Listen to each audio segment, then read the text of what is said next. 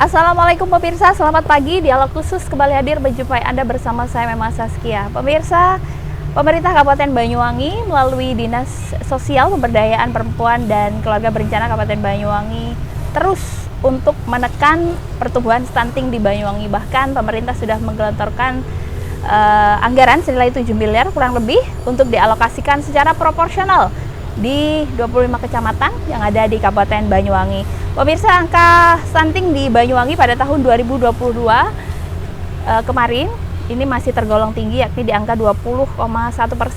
Tapi meskipun masih tinggi, ini masih ada tren penurunan yang dari tahun 2018 di angka 32%, di tahun 2019 24,46%, dan 2020-2021 tidak terdeteksi karena ada COVID-19, posyandu ditiadakan, dan di tahun 2023 ini pemerintah menargetkan angka stunting di 17% maksimal ya. Dan pemirsa, pada pagi hari ini saya tidak sendiri, saya sudah bersama Ibu Kepala Dinas Sosial Pemberdayaan Perempuan dan KB Kabupaten Banyuwangi, Kadinsos, Ibu Heni Istorini. Assalamualaikum Ibu. Waalaikumsalam Mbak. Puasa masih lancar ya Bu ya? Insya Allah. Insya Allah. Kalau saya lihat status WhatsApp-nya Bu Heni, setiap hari ada agenda. Ya. Mater nuwun sudah disempatkan untuk berbagi bersama JTV di sini untuk membahas stunting ya Bu ya, yang akan kita bahas pada hari ini. Namun sebelum kita berbicara jauh tentang stunting, Ibu, sebenarnya stunting itu sendiri apa Bu? Ya, saya akan menceritakan mungkin dengan bahasa yang gampang, simple, ya. Yang gampang dikenal masyarakat. Ya, betul. Ya, untuk semua pemirsa yang ada di rumah. Jadi stunting itu adalah gangguan tumbuh kembang anak. Jadi anak itu tidak berkembang dengan baik, otaknya juga tidak berkembang dengan baik. Itu ada infeksi yang terganggu juga. Yang biasanya kalau orang awam itu ngomong stunting itu kecil, stunting itu pendek, stunting itu kerdil. Jadi dia tidak berkembang seperti anak-anak pada umumnya. Baik, jadi tidak berkembang sesuai usianya, ya, gitu ya Bu ya, betul, mungkin ya. Betul. Baik, untuk kondisi stunting sendiri Bu di Banyuwangi saat ini di tahun 2023 ini seperti apa? Jadi untuk kondisi saat ini kita ada cerita SSJI dan cerita bulan timbang ya Mbak. Kalau cerita SSJI itu karena dia berdasarkan sensus, jadi by name-nya kita nggak ketemu. Jadi yang angka 20,1 itu kita nggak ada bahine Mbak Atrisnya karena dia memang dari SSJI, dari Dinas Kesehatan. Akan tetapi kita cerita bulan timbang. Angka yang ada saat ini adalah 2.704. Nah, itulah yang saat ini ayo kita kroyok. Jadi penanganan stunting tidak bisa sendiri-sendiri. Jadi semua pihak diperlukan untuk kerjasamanya mulai dari hulu sampai hilir. Dari angka 2704 itu kita sekarang yang lagi intervensi terkait dengan asupan gizi. Nah, dari APBD kita sudah mengelontorkan dana 7 miliar yang tersebar di 25 kecamatan. Itu 504 untuk Bumil Risti, ibu hamil resiko tinggi, dan 792 untuk anak baduta.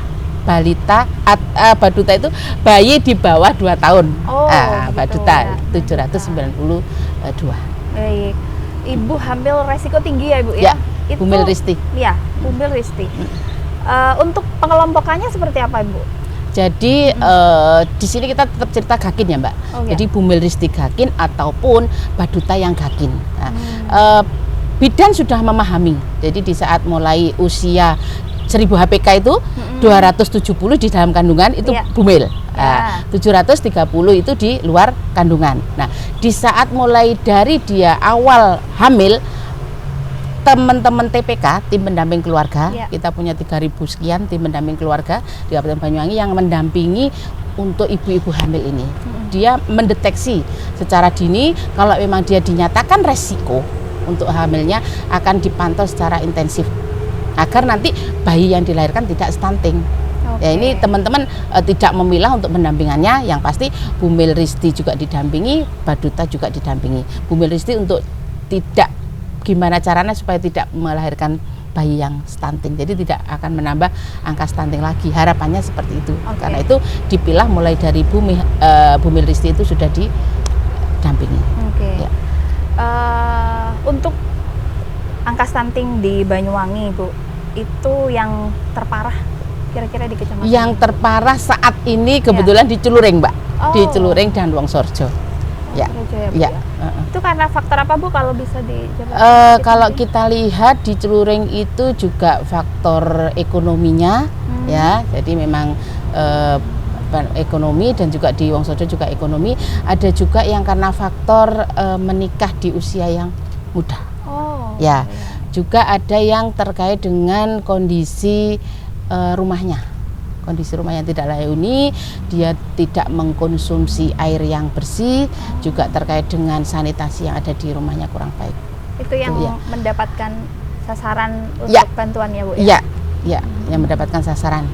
Ya, konsentrasi kepada stunting sendiri itu sebenarnya pemerintah Kabupaten Banyuwangi lewat Ibu Dinsos itu dari kapan, Bu? Ya, jadi kita tim pendamping keluarga yang terdiri dari PKK, kader KB, dan juga Ibu Bidan. Nah, di situ mendampingi mulai dari calon pengantin. Nah, jadi dari calon pengantin dengan harapan calon pengantin itu betul-betul bebas dari indikasi penyakit yang akan menyebabkan di saat nanti dia hamil, dia akan berisiko melahirkan anak yang stunting. Jadi calon pengantin itu dicek lingkar lengannya, dicek anemi atau tidak. Dipastikan calon pengantin itu harus mengisi aplikasi LCMIL, elektronik siap nikah dan siap hamil. Nah, itu gerbangnya dari bawah, dari kelurahan desa yang mengurus administrasi perkawinan, dari KUA, dari Puskesmas, karena dia memeriksakan kesehatannya di Puskesmas. Jadi ada suntik-suntik TT itu, Mbak. Itu bagian dari deteksi dini. Kalau memang nanti dia beresiko belum bisa hamil, berarti dipastikan silakan menikah tetap, Mbak.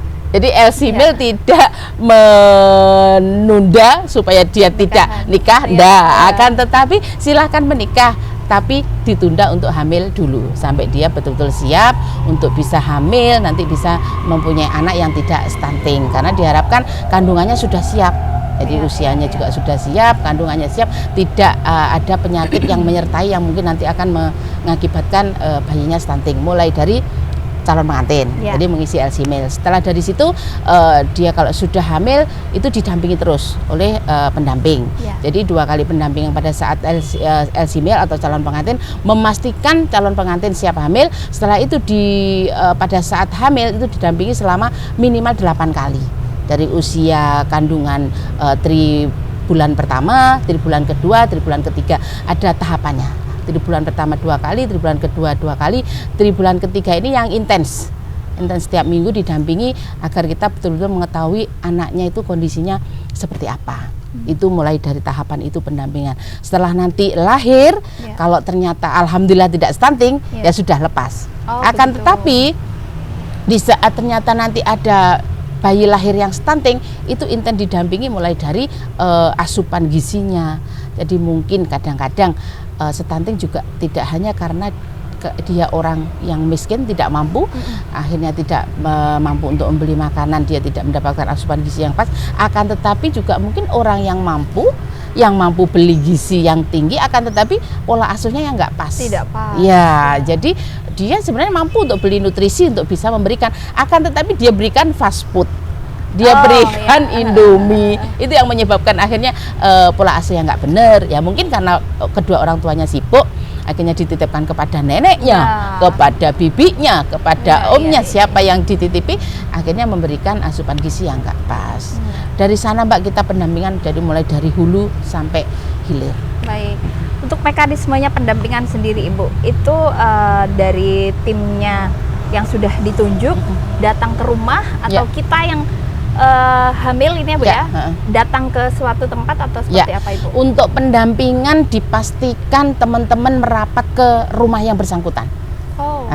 Baik. Selain itu, karena pendampingan itu memang tahapannya teman-teman yang datang ke yang bersangkutan. Akan tetapi posyandu harus tetap kita manfaatkan sebaik-baiknya. Nah, jadi posyandu itu benar-benar kita gunakan untuk mengecek kondisi ibu dan juga mengecek perkembangan anak.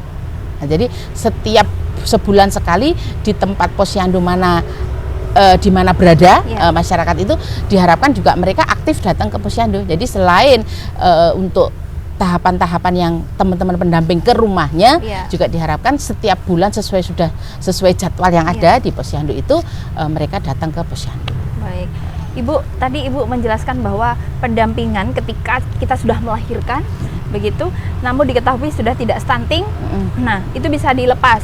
Untuk mengetahui Bu, itu stunting atau tidak itu seperti apa Ibu? Jadi di dalam posyandu itu kan ada kartu kembang anak, Mbak. Kartu kembang anak, di situ nanti diukur. Jadi berat badannya kurang dari 2,5 atau tidak, 2,5 kilo. Habis itu tingginya 48 cm kurang apa tidak, lingkar kepalanya kurang dari 31,5 cm apa enggak. Ini 30 kan segini ya Mbak, penggaris itu ya. Nah, kalau seperti itu berarti ada indikasi stunting. Jadi yang tahu persis kondisi itu stunting atau tidak itu kan tenaga kesehatan. Nah, itulah makanya kolaborasi tim itu ada PT PPKK, mungkin akan cerita terkait dengan gizi dan lain sebagainya. Ada bidan untuk mengetahui kondisi kesehatan realnya seperti apa. Ada dari kader KB itu untuk nanti mendorong dari sang ibu itu harus yang terbaik pakai alat kontrasepsi apa. Itu kan juga menunjang ke stunting. Dari situlah kita akan mengetahui perkembangan anak itu stunting atau tidak. Kalau memang dipastikan dari tenaga kesehatan tadi menyatakan, oh betul-betul ini sudah running tidak stunting, ya sudah kita lepas dari anggaran yang kita berikan, yang kita intervensi, bisa digunakan untuk yang lain kalau misalkan ada stunting baru. Ya semoga dana ini tadi nggak laku ya Mbak. Semoga nggak laku. Jadi di saat ini diintervensi sudah lepas, nanti nggak ada yang menggantikan ya. Meskipun sesuai aturan itu bisa digantikan yang lain. Ya semoga tidak ada yang menggantikan. Jadi nggak ada stunting baru. Sejauh ini masih berjalan ya Bu ya? Masih berjalan, yaitu dalam sistemnya Banyuwangi Tanggap Stunting, BTS yang kita punya. Disitulah kita melihat keluar masuknya Bu Melristi, Baduta sudah lepas atau belum. Jadi untuk Bu Melristi semua gakin ya Mbak ya, kita cerita gakin. Untuk Bu Melristi itu pastinya didampingi untuk tahun ini 9 bulan. Jadi kalau misalkan sekarang usia kehamilannya 6 bulan, berarti dia masih mendapat intervensi 3 bulan besok. Kan itu 9 bulan terus melahirkan kan. Nah, kalau toh memang anaknya nanti melahirkan pas anaknya tidak stunting ya sudah lepas Bu Melristinya. Kayak Baduta juga gitu. Untuk tahun ini nanti diintervensi selama 11 bulan tahun anggaran ini ya. Karena dia Baduta itu kan bayi usia 2 tahun. Nah, di saat dia sekarang berusia 11 berarti dia masih punya kesempatan 11 untuk tahun ini. Kan berarti 11 tambah 11 masih 22.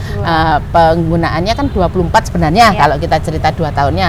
Tapi karena anggaran 2023 itu kan 1 tahun anggaran, kita plot untuk 11 bulan si Badutanya. Kalau memang usia dia sudah di atas 2 tahun juga kita lepas Mbak. Nah, kalau misalkan di atas 2 tahun dia masih kategori gizi buruk, nah, ya sudah kita akan komunikasi kepada camat, kepada kepala desa, dia tetap diintervensi akan tetapi tidak menggunakan dana yang 7M tadi. Oh beda lagi ya beda lagi, karena memang yang APBD 7M itu khusus untuk Bu Melristi dan Baduta stunting yang gakin, kan seperti itu. Nah kalau yang kurang gizi di atas Baduta itu bisa kita pakai CSR, bisa dari Basnas, bisa dari DDADD, bisa dari CSR yang lain kalau mungkin di tempat itu ada usaha atau perusahaan apa gitu.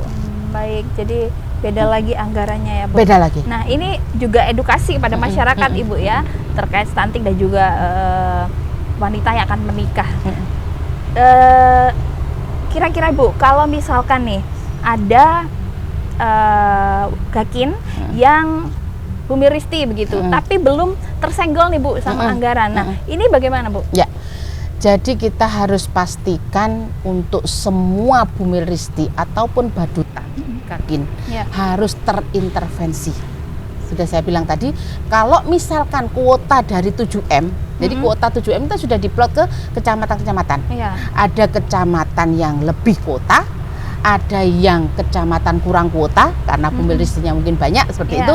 Ya, yang seperti saya sampaikan tadi, di saat kuota itu masih ini lepas, ada yang diisi baru disusulkan diisi yang baru.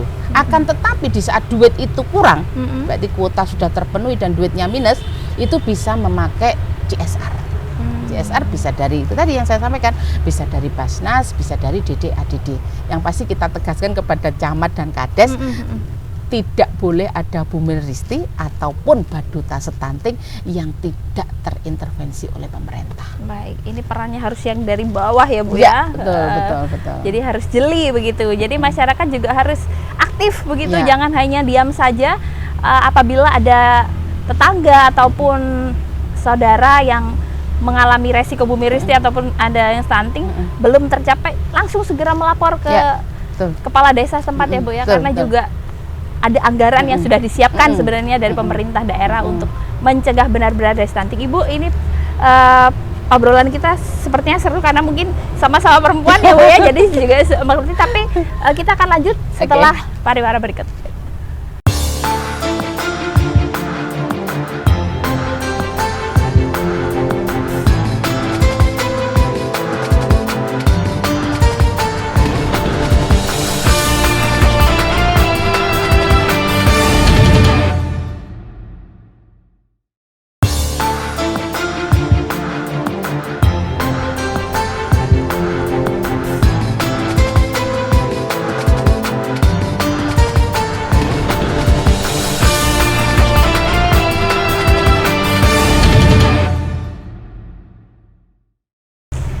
Pemirsa, kita kembali di dialog khusus masih bersama Sri Kandinya Banyuwangi, Ibu Hedi Siorini, Ibu Kadinsos Banyuwangi. Ibu, kalau tadi saya sudah menyinggung soal bagaimana cara melapor apabila menemui tetangga atau saudara yang memiliki resiko bumil risti atau stunting. Nah, sebenarnya Bu, ada cara seperti apa untuk bisa melapor dan bisa terdeteksi seperti apa itu? Ya, jadi kami menghimbau kepada seluruh masyarakat yang ada di Kabupaten Banyuwangi, seluruh pemirsa yang ada di rumah mungkin juga perlu diketahui bahwasanya kalau misalkan kita menemukan ada bumil risti, baik itu tetangga kita, mungkin teman kita, ada baduta yang stunting, silakan yang di bawah itu yang pasti ada Pak Camat, ada Kepala Puskesmas, ada juga koordinator PLKB yang ada di kecamatan, itu di tingkat kecamatan. Di tingkat desa ada Pak Kades, ada Bu Bidan Puskesmas, ada juga Pak Mudin yang mungkin bersentuhan dengan calon pengantin, ada juga kader-kader posyandu. Silahkan melapor di titik mana yang ditemui, nanti pasti akan nyampe kepada Pak Camat. Ya, kebetulan Pak Camat yang punya anggaran nih Mbak. Pak Camat yang punya anggaran, nanti kalau sudah nyampe di Pak Camat pasti Pak Camat akan melihat masih ada kuota atau tidak untuk mengintervensi yang dari APBD 7M tadi. Kalau misalkan ternyata sudah tidak ada kuota dari 7M, pasti Pak Camat akan ada jalan. Nah, pasti akan mencarikan solusi yang pastinya semua masyarakat harus paham kepada siapa, mulai di titik bawah harus menyampaikan terkait hal ini. Sudah bisa dipastikan ya Ibu ya, itu diterima oleh ini yang Ibu sebutkan, stakeholder yang ada tadi baik baik Ibu. Pendampingan memang dari masa kehamilan, masa calon pengantin ya Bu ya, dari calon pengantin sudah didampingi, kemudian kehamilan sampai bayi dilahirkan. Nah, kira-kira Bu, ketika ibu hamil sudah mendekati persalinan, ini kalau Gakin biasanya terkait dengan biaya begitu ya Bu ya, tidak punya BPJS dan mungkin kondisi ekonomi juga kurang ini. Nah, gimana Bu, dari Dinsos sendiri ada cara sendiri atau seperti apa?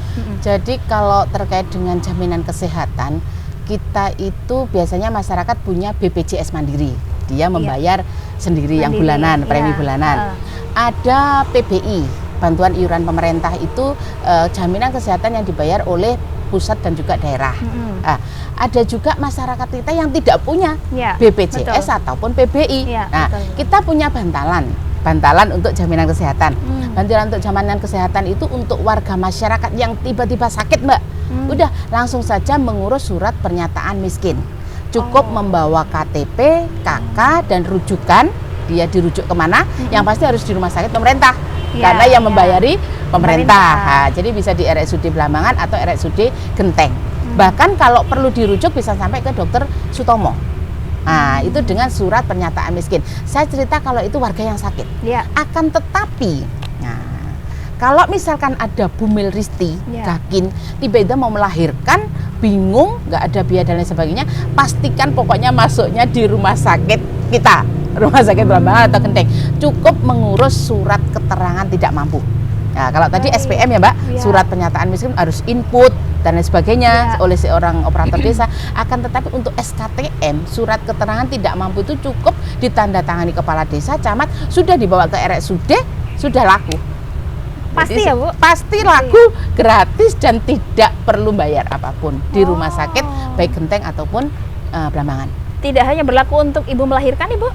Kalau yang SKTM khusus Bu Melristi, ibu hamil resiko tinggi. Nah, untuk yang sakit-sakit biasa pas di rumah sakit, termasuk juga mungkin badutanya stunting pas sakit, baru pakai SPM, surat pernyataan miskin, yang perlu diinput dari operator desa dengan KTP dan rujukan tadi, operator desa by online.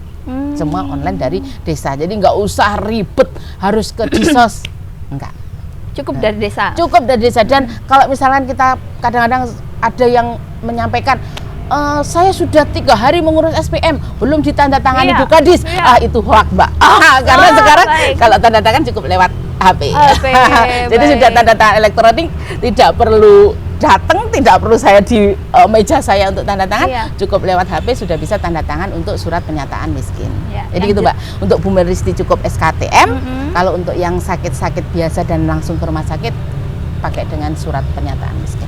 Ini penting Bu ke warga masyarakat, karena biasanya Gakin itu kalau sudah sakit takut ke rumah sakit karena tidak punya BPJS atau seperti apa. Nah ini juga pengetahuan yang luar biasa ini.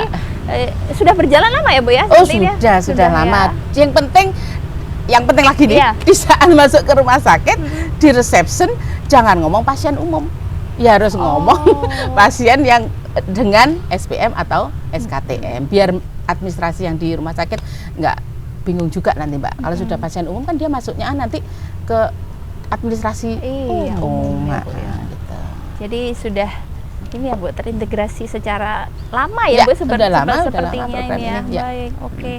Ini menarik juga untuk masyarakat yang mungkin sakit, belum mempunyai jaminan kesehatan, ini bisa mengurus yang seperti Bu Dinsos tadi bilang.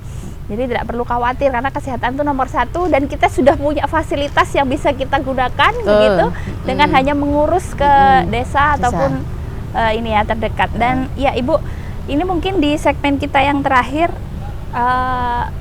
himbauan Bu, ini utamanya untuk remaja mungkin ya, karena ini masih nyambung yang akan melakukan pernikahan atau seperti apa Ibu, mungkin dari Dinsos sendiri ada edukasi. Saya mungkin akan pesan juga yang mudah difahami masyarakat untuk mencegah stunting itu ada 4T. T yang pertama itu jangan terlalu muda. Artinya apa? Jangan hamil di usia muda. Kalau sudah jangan hamil di usia muda, berarti ya jangan nikah di usia muda. 4T yang pertama. 4T yang kedua juga jangan hamil di usia yang tua, di atas 35 tahun. Nah, tadi kalau muda di bawah 21 tahun. Nah, kalau tua jangan di atas 35 tahun, meskipun pengen punya anak lagi, tapi sangat beresiko nanti anaknya stunting. Kalau hamilnya di atas 35 tahun. Juga jarak kehamilan itu tolong juga diperhatikan. Jangan antar anak, jangan satu anak yang pertama belum usia 1 tahun sudah hamil lagi. Apa jari wong Jawa kesumbulan. Yang keempat juga terlalu sering tadi ya. Terus yang satu lagi terlalu muda, terlalu tua, terlalu banyak Mbak. Terlalu banyak. Sekarang kan kita slogannya KB itu kan bukan 2 anak cukup, tapi keluarga yang berkualitas. Berkualitas. Jadi biasanya kalau banyak ya meskipun tingkat ekonomi kita lebih baik, akan tetapi kalau 100 dibagi 5 sama 100 dibagi 2 kan beda ya Pak. Jadi itu 4T itu yang masyarakat perlu tahu juga. Jadi di situ juga sangat-sangat membantu kita, mendorong kita untuk bisa mencegah stunting. Yang tidak kalah penting, ayo anak-anak kita yang mungkin punya anak remaja yang sekarang lagi usia SMP, pastikan mendapatkan vitamin yang cukup. Jangan sampai anak-anak kita anemi. karena anemi juga salah satu penyebab nanti dia di saat nanti akan menikah hamil dia akan resiko stunting. Jadi mulai dari anak muda kita pastikan tidak kekurangan vitamin, tidak anemi, pastikan nanti menikah di usia yang sudah seharusnya. Kalau perempuan di usia 21, kalau laki-laki 25, kalau sudah nanti hamil silahkan asupan nutrisinya yang cukup. Kalau nanti sudah melahirkan silakan menggunakan alat kontrasepsi yang cocok. Nah, kalau misalkan sudah usia lanjut ya jangan pakai pil. Nanti kalau misalkan pakai pil, nanti suaminya janjuk lupa minum pil, kebobolan lagi. Kalau bisa pakai sudah tua, usianya sudah tua. Kalau bisa pakai MKJP, pakai IUD implant yang lebih aman. Jadi biar tidak nanti wis tuwek mengandung melahirkan anak stunting. Itulah beberapa edukasi mungkin. Jadi mulai dari hulu sampai hilir kita harus perhatikan anak-anak kita, mulai dari calon pengantin, ibu hamil, ibu menyusui sampai dengan pola pengasuhan. Ya, baik, luar biasa Bu obrolan kita hari ini. Ini cocok sekali karena antar perempuan ini juga edukasi kepada masyarakat, jangan malas untuk mencari informasi meskipun dari saat remaja mau menikah, hamil, apalagi ada hamil risti, jangan untuk segan-segan mencari informasi di stakeholder terdekat begitu ya, karena memang pemerintah daerah Kabupaten Banyuwangi melalui Dinas Sosial juga sudah memfasilitasi, sebenarnya sudah cukup memberikan fasilitas kepada kita, tinggal kitanya ya Bu ya yang harus aktif begitu untuk mencegah stunting ataupun yang lain. Baik, Bu Heni, terima kasih atas waktunya. Saya tahu agenda Ibu hari ini juga sangat padat, tapi alhamdulillah sudah menyempatkan hari ini. Terima kasih banyak. Pemirsa, dialog khusus hari ini bersama saya Mama Saskia dan juga Kadinsos Banyuwangi pamit undur diri. Semoga bisa bermanfaat bagi semua, khususnya bagi masyarakat Banyuwangi. Akhirnya, wassalamualaikum warahmatullahi wabarakatuh. Sampai jumpa.